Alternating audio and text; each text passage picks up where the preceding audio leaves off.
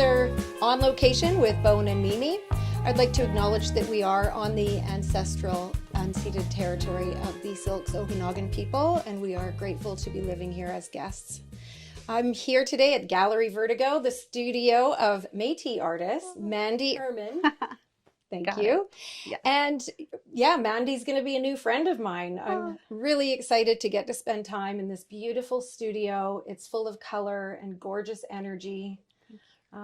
Thanks for having us. I'm so glad you guys are here. What an awesome event. It is. Yeah. Thanks for making time, because today is actually part of the First Friday. Yes. Art Studio Trail, which Christine Kashuba, who is amazing, she had started it, and I was like, hey, can I be a part of this? So we've kind of just, she's been doing all kinds of things to get it rolling and popular, and I think it's starting to actually be a really fun thing that people can go and do for free on Friday in Vernon. So I actually read something that you wrote, and it really touched me. Oh. It was beautifully written, and I you. wanted to know if you could read it for us. Okay. My artist statement. Yeah. Okay. Welcome to Wonderland. Hope is a powerful force, and it can be found within a painting. My paintings are inspired by the natural wonders around us, sharing the beauty and joy I experience in nature. In our busy lives, we often overlook the subtle magic of the natural world. And through my work, I aim to express this beauty from a joyful perspective, inviting viewers to slow down and reconnect with what truly matters. My art serves as a reminder for life's wonders and to give hope.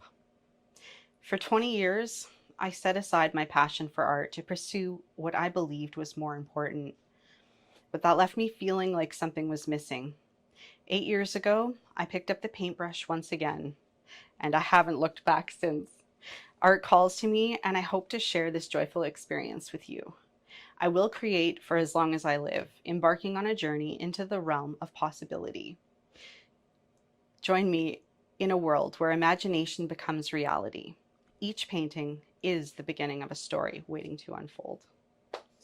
It's a beautiful message. Thank you. Yeah, and thank you for reading it. Appreciate that. It's been quite a journey to kind of get here. I've been an artist all of my life, but I didn't always make it a priority. For a very long time, it wasn't part of my life, and it felt like there was this piece that was missing. And so 8 years ago, I decided to learn to paint. Although I had painted in the past, but I decided to really make it, a practice. And can I just ask, was that also when you were still working in your career? Yes, I actually spent 24 years in the busy car dealership life. And let me tell you, all my car dealership friends out there, they know. Be nice to the car dealership people, because it's crazy. Yeah. It's busy, it's chaos, it's stress, like a lot of jobs are. So yeah. So were you picking up the paintbrush at that time to sort of manage the stress of the job? I was. I was going through a lot of what is it I really want to do? You know what I mean? I had, from a very young age, I had started this car dealership, career, and which I'm very grateful for. I have met some incredible people, and it has been a really good experience. However, it wasn't necessarily quite the right fit, and it felt like something was missing. And so I actually picked up painting. My mom is a painter, and so I asked her to, really teach me some of the skills that she had learned over the years. So she showed me a few techniques and things like that, and I literally, within the next 60 days, I think I had painted 30 paintings. I couldn't stop. Any moment I got, I was painting. And I was like, this is really cool. And each time I painted, I just felt recharged. And so, it took a while to kind of get some traction. But then I would, try and be like, well, could I do this as a living? And everybody was like, no, artists starve. You can't How do did that. you feel when you were getting that kind of feedback? I was like, well, why not? Because this is what I want to do. So it took some time to really kind of unfold some of the layers. And it's not an easy business, because as many artists, there's so many incredibly talented artists out there that still have to work or have to whatever, because they haven't necessarily put it together as in how am I going to actually earn a living from this, without either a patron or gallery representation or whatnot. So it's, you know, it depends which avenue you want to go down. And I didn't necessarily have some of those avenues. So I tried to really figure out what I could do. So I actually went to work with, you know, I worked really hard at my job. So I was like, why can't I work really hard at this? Because I love it. The biggest piece was figuring out my why. Why am I doing this? What is so important about this artwork? And why do I need to share it with others? And it has really come down to hope. Okay, that's what you discovered. Mm-hmm. Can you speak more about that? Yes, well, it actually is probably good to tell you a small story about my current series called Hope Rising, which this painting, and this one are all a part of. And so in the last year or so, when I've been going to a lot of markets and events and shows, whenever I've been painting the red flowers, the poppies, people will come right into my booth and they will tell me a story about their grandma or their grandfather or their garden or what the red flowers mean to them. And I was like, wow. Sorry, I don't get emotional, but that meant a lot because I felt like these pieces were giving them something, and that was special, you know. So because I know when I paint, it heals me. So I really hope that that can echo out and give people, you know, a lift of their spirit. You know, there's been a lot of shade in the world, so why not have some joy? So I decided to call this series Hope Rising, and it is about that, you know, like basically connecting us back to what's important, the small moments when you're sitting in your garden, you're watching a beautiful sunset with a glass of wine or a friend or whatnot, and you can just relax and be like, I feel really good in this moment. And so that's what this artwork is here to remind you, to kind of take you back to, you know, the moments that give you joy, right? And it's a reminder. And it is a poppy, not a rose, or not a, so for you, what is it about the poppy? They're so delicate, they're striking, they've got a black center, but this bold, bright color, and there's different shades of poppies too. And, you know, I mean, obviously poppy is very significant for Remembrance Day, and I have a grandfather that was a veteran, and so I wouldn't say that's the whole story, but I think there's just a lot of meaning with poppies. And like if you were to walk up to a field of poppies, like it would take your breath away. You know, they're such an incredible flower.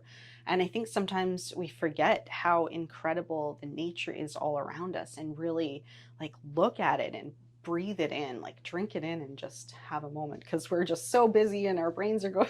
And I'm guilty for that too. I'm always thinking 1,000 things a minute. But when I come into the studio and I'm painting these paintings, I'm right there in the moment, and I'm remembering about joy and about nature and the beautiful things of this planet and connection with people and our loved ones and all the important things. I can already tell there's no looking back. There are absolutely no regrets about this decision that you made, which was a very big decision.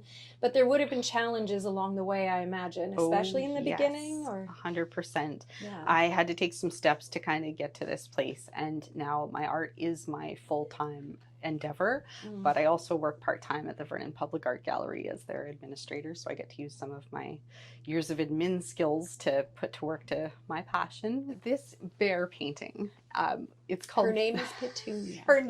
Her secret name is Petunia, because I just think that that really suits her. But I named the painting Bear Takes a Milk Bath because I actually painted her at a time when things were kind of like really crazy. I was trying to juggle so many balls and I was literally about to drop them all, but they kind of all came together. But she was my muse to kind of go into the studio and recharge, and I painted her and I laughed and she was so funny, and I was just thinking, you know, she's just like, I've had a day, now I'm just gonna sit here in this milk bath and take some time for me, which I think we all need a reminder to. So I love Petunia, so I brought her down today to showcase to everybody. Front and center. Right. She's perfect.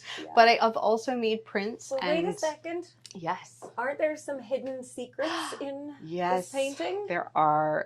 I'm all about the Easter eggs, because I think it's really nice when you look at a painting and you're like, oh, that's lovely, but then you can come in and know some secret things about it. This painting, because I am an avid gardener, I love my garden. It also recharges me very much. But I have pressed some flowers and imposed them into this painting. So there's one here, here, there, and there. And these are petunias right out of my garden. So I like to paint them so it's not necessarily the first thing that you see. I want you to look at the artwork, but I want you to, and also I was just having a conversation last night with somebody, and they pointed out how flowers have an energy, real botanicals, and I'm like, that is so true, because the flowers are imposed in the painting.